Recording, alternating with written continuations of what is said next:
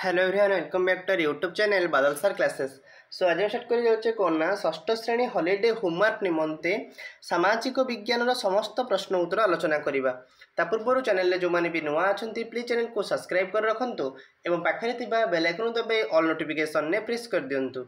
ताद्वारा कौन हम ना जितेबाला मुझे भिडियोटी अपलोड करी तुम निकट में सर्वप्रथम नोटिफिकेशन टी पहुँच बुझे। सो डेरी नक भिडियोटी को स्टार्ट करवा। देख एक नंबर क्वेश्चन कौन पाखे कौन एक धार्मिक स्थल ऐतिहासिक स्थल बा सर्वसाधारण स्थल विषय तथ्यटी को लिख आ सब सब्जेक्ट प्रश्न पत्र अलरेडी अपलोड कर सारी जो मैंने वीडियो न देखी प्लेलिस्ट रे वीडियो अच्छे देखिपर। देख प्रथम देखा ऐतिहासिक स्थल जमी जगन्नाथ मंदिर सबुठ प्रिय आमर जगन्नाथ मंदिर तो विषय लिखिले जगन्नाथ मंदिर ओडिशार पुरी सहर में मध्य भागर अवस्थित। यही मंदिर रे बड़ ठाकुर श्री जगन्नाथों सह श्री बलभद्र देवी सुभद्रा और सुदर्शन पूजा पाती। ओडिशा संस्कृति एवं जीवनशैली उपर यही मंदिर सविशेष स्थान रही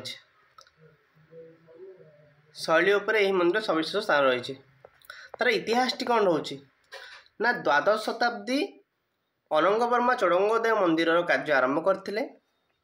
अनंग भीमदेव यही कार्य को संपूर्ण करते। 1452 गजपति कपिलेन्द्र देव श्री मंदिर चतुर्पार्श्व मेघनाद पाचेरी निर्माण करते। यार दैर्घ्य 665 फुट और प्रस्थ 640 फुट और उच्चता 22 फुट अटे। विषयटी देखा श्री मंदिर भीतर को जावाई मेघनाद पाचेरी चारिदिगर 4 गोटी द्वार रही। पूर्व द्वार जोटा आम कहे सिंहद्वार बोली कहूचे, पश्चिम द्वार जहाँ व्याघ्र द्वार बोली कहूचे, उत्तर द्वार जहाँ आम कह हस्ती द्वार कहूचे, दक्षिण द्वार जहाँ कहूचे आम अश्वद्वार बोली कहूचे। तन्मध्यरु पूर्व द्वारटी मुख्य यह सिंहद्वार बोली कहुचे।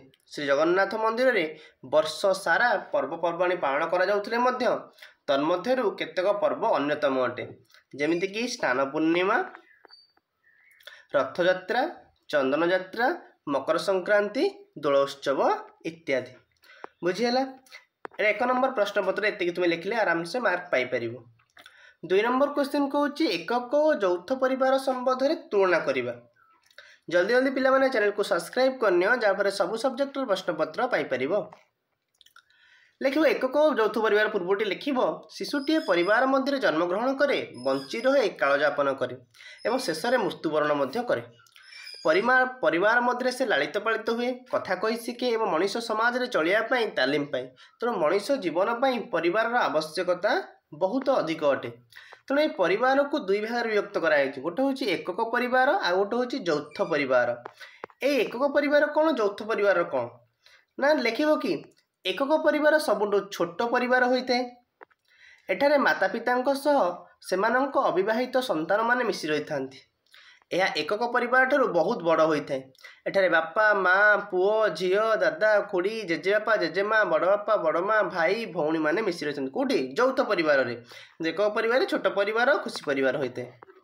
एमानकर जीवनशैली केमती होता है जमी देखिए एकक परिवार में माता पिता सह शिशु अधिक समय बिताई था जहाँफल से विकास टी सहज रही है।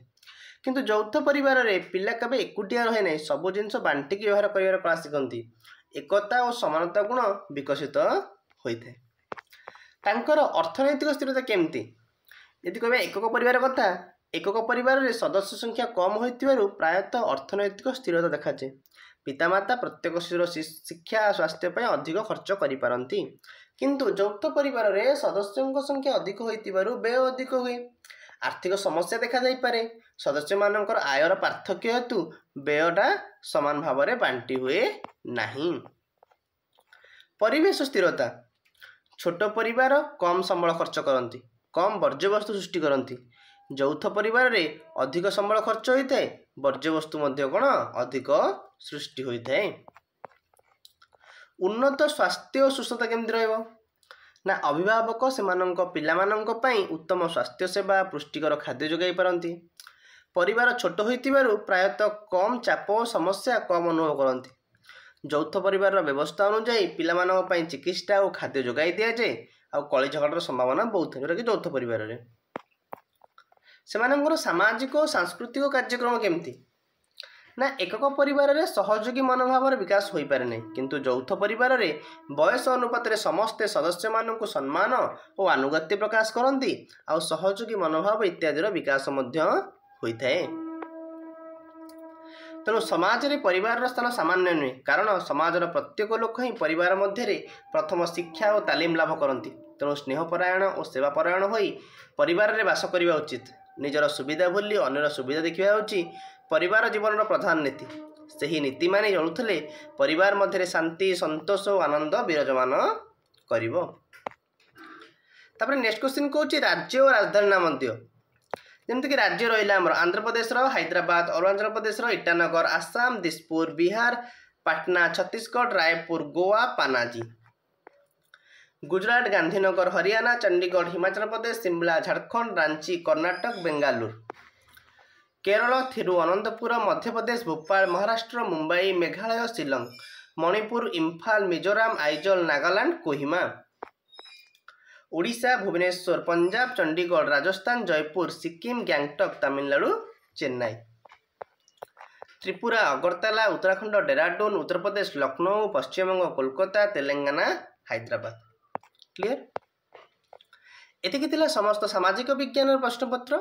ଆଶା କରୁଛି ଆପଣମାନଙ୍କୁ ଏ ଭିଡ଼ିଓଟି ଭଲ ଲାଗିଥିବ। ଯଦି ଆପଣମାନଙ୍କୁ ଏ ଭିଡ଼ିଓଟି ଭଲ ଲାଗିଛି ନିଶ୍ଚିତ ଭାବରେ ଭିଡ଼ିଓଟିକୁ ଲାଇକ୍ କର, ଚ୍ୟାନେଲକୁ ସବସ୍କ୍ରାଇବ୍ କର ଏବଂ ମୋଷ୍ଟଲି ସାଙ୍ଗମାନଙ୍କ ସହିତ ସେୟାର ମଧ୍ୟ କରିନିଅ। Thank you so much.